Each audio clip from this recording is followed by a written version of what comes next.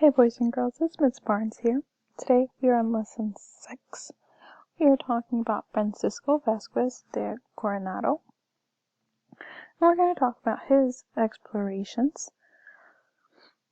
Alright, our vocab words to start. First one is blazed. That means marked or shown by marking a path or route. Second word is convert.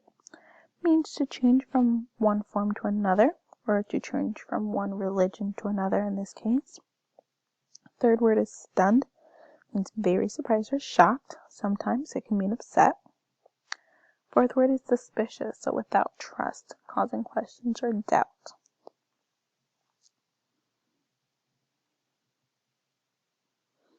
Francisco Vasquez de Coronado. One day in 1536, Don Antonio de Mendoza, viceroy of New Spain, sat in his office in Mexico City, listening to a fellow Spaniard, Alvar Núñez Cabeza de Vaca, tell an astonishing tale. An viceroy is a ruler representing for a king or a queen, and New Spain is what we now call Mexico. Mendoza was fascinated by the amazing tale of adventure and survival in foreign lands, but the part of the story that interested Mendoza the most was the report Cabeza de Vaca gave concerning golden cities. While they were living with the Native Americans, Cabeza de Vaca had heard much talk about a land to the north of them, a land that was rich in gold. This land was called the Seven Cities in Cibola.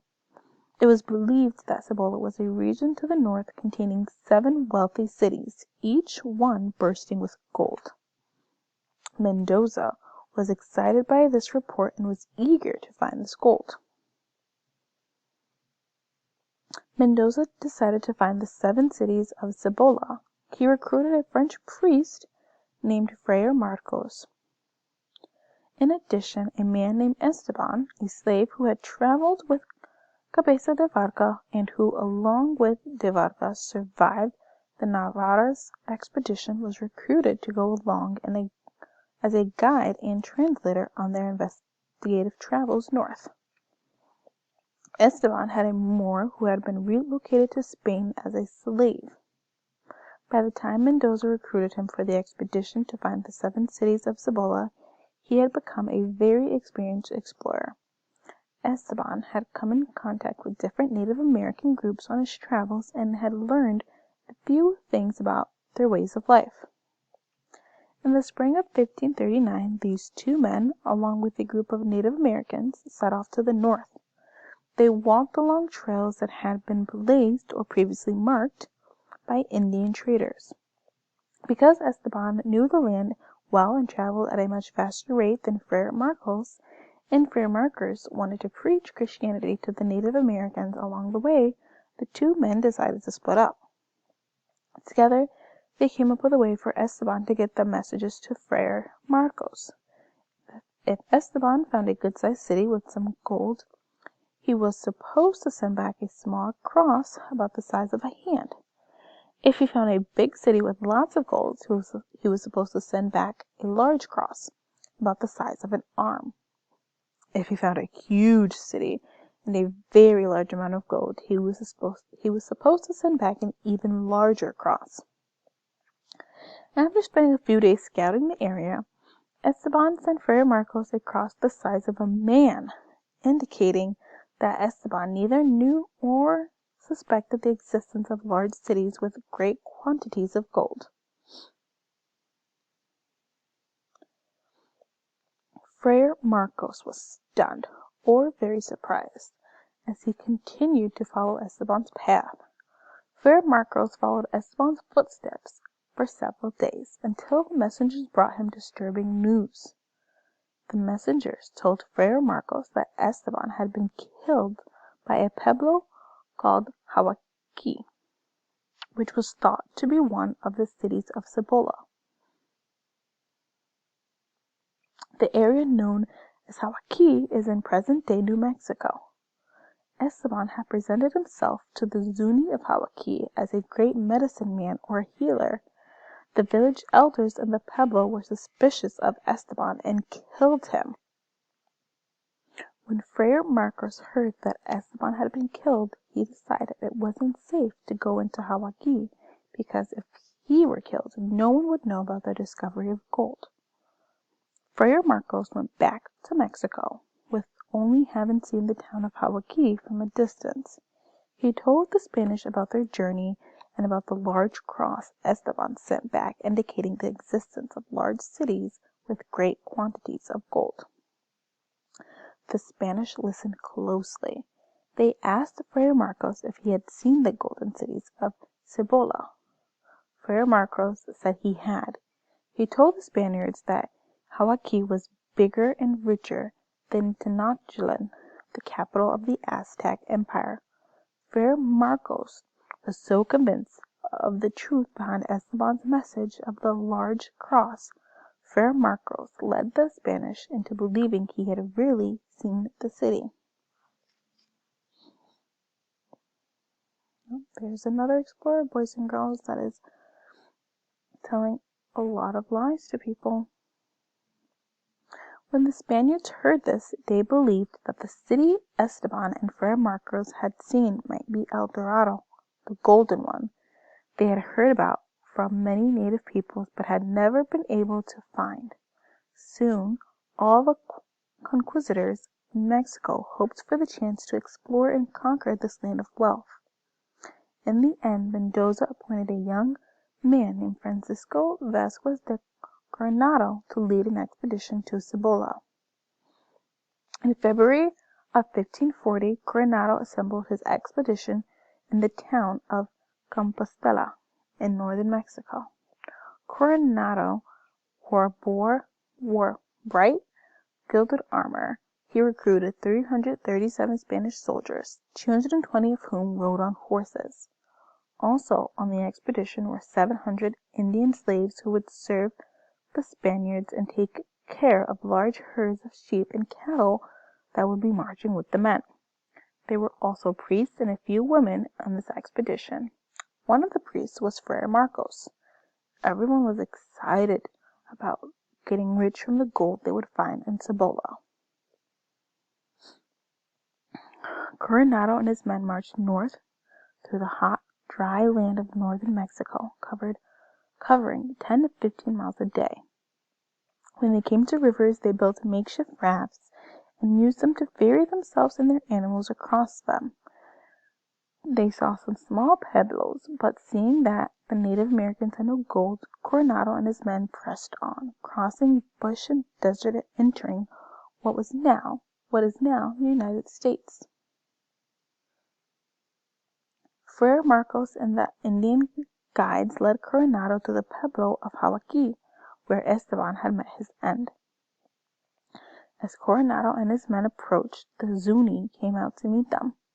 They were carrying weapons and rocks, and they drew a line in the ground by sprinkling cornmeal as a way of telling the Spaniards they were not to come any further. They were resolved and determined to protect their home. One of the Spanish priests came forward and began reading a long statement, while an interpreter tried to translate the message to the Zuni. It said that the Indians were expected to convert or change from their religion to Christianity and to accept the King of Spain as their king. If they didn't agree to do so, then the Spanish would attack them. The Native Americans listened for a while, but then began shooting arrows and tossing stones. Coronado and his men charged. The Zuni men ran back into the pueblos. They fired arrows and threw rocks at the top of their pueblos built on hills and cliffs sides for protection. Coronado was hit by a big rock. Then a second rock struck his helmet and knocked him off his horse. He lay on the ground unconscious while his men carried on the battle. Coronado's men did, in the end, win the battle.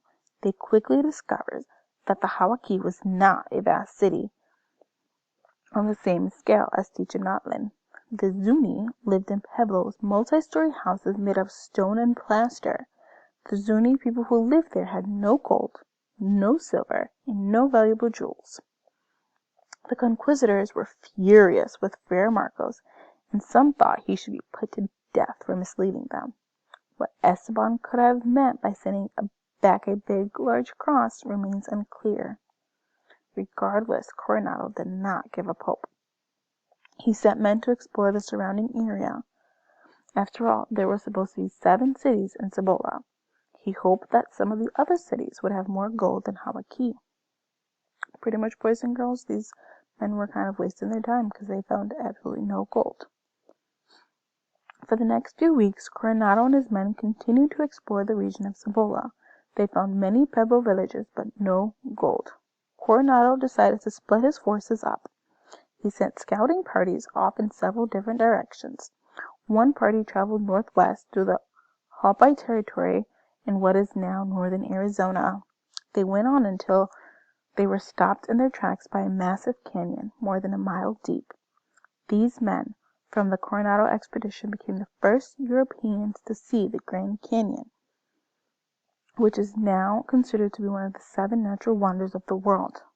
Another party traveled southwest along the Colorado River, several hundred miles downstream from the Grand Canyon. Today, this section of the river forms the border between California and Arizona. A third party headed east from Cibola through eastern North New Mexico. They visited Acuma Pueblo, a pueblo that can still be visited today near present-day Albuquerque, New Mexico. This party crossed the Rio Grande, a large river that runs south through New Mexico and forms part of the present-day border between the United States and Mexico. They passed through the land of the 12 Rio Grande pueblos, an area by the Pueblo Grande River occupied by Native Americans who the Spanish called the Tehuex Indians. There they observed the Great Plains, where great herds of buffalo roamed and wandered. The Spaniards were fascinated by the shaggy buffalo. At first they found it a difficult animal to hunt. In time, however, they learned to hunt the animal with spears as the Native Americans did. While the Spanish were on the plains admiring the buffalo, one of their guides told them of a place far to the east called Quivira, a wealthy city. Hearing this, Coronado decided to march east, hoping to find Quivira and the gold he had missed in Cibola. In their search for the 7 cities of Cibola, the Spaniards treated the natives they encountered horribly, killing many of them. Coronado and his men crossed into Texas, then into the Great Plains, where tens of thousands of buffalo grazed around them. During their journey, they met Carachos, nomadic natives in the Great Plains who lived by following the buffalo herds. These Native Americans of the Great Plains were hunters of the buffalo. They used the meat of the buffalo for food. In addition to the plains they gathered, they used the skins to make clothing and shoes. They used the bones of the buffalo as well as stones to make tools. They burned buffalo dung or manure poop for fuel. Coronado and his men learned a lot about the Concheros' way of life, including the fact that they had no gold. Coronado and his men decided to move on, making their way through parts of Texas, Oklahoma, and Kansas. Finally, Coronado and his men reached Quivira. Instead of a wealthy city, they found a few villages and some grass huts. There was no gold whatsoever. He and his men decided to spend the winter near Quivira before beginning the long journey back to Mexico.